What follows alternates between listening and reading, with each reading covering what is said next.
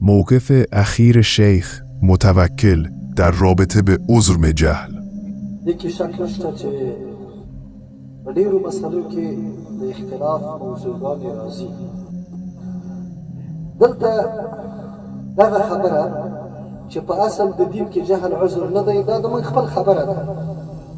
په مسایل ظاهره کې هم جهل عذر نه دی، مګر که چا نوی اسلام راوړلی وي یا داسې ځای کې اوسېږي چې ازاله د جهل ممکن نه وي، او که ازاله د جهل ممکن و بیا هم معذور نه دی.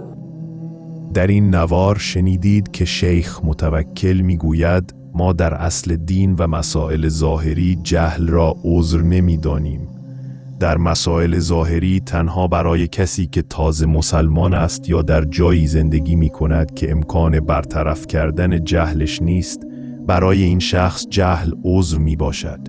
اگر کسی بتواند جهل خود را برطرف کند، دیگر معذور نیست. این همان عقیده اهل سنت و جماعت است و ما هم بر همین عقیده هستیم. ولی مرجعه عصر ما را به خاطر همین باور خوارج و تکفیری می نامند. زمانی که شیخ متوکل جهل را به طور مطلق عذر می دانست، مرجعه عصر نوارهایش را نشر می کردند.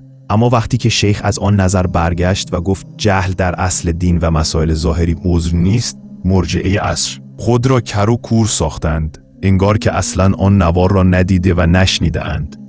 ای کسانی که پیرو شیخ متوکل هستید و فریب مرجعه عصر را خورده اید، شما خود از شیخ متوکل شنیدید که در اصل دین و مسائل ظاهری جهل و عذر نیست.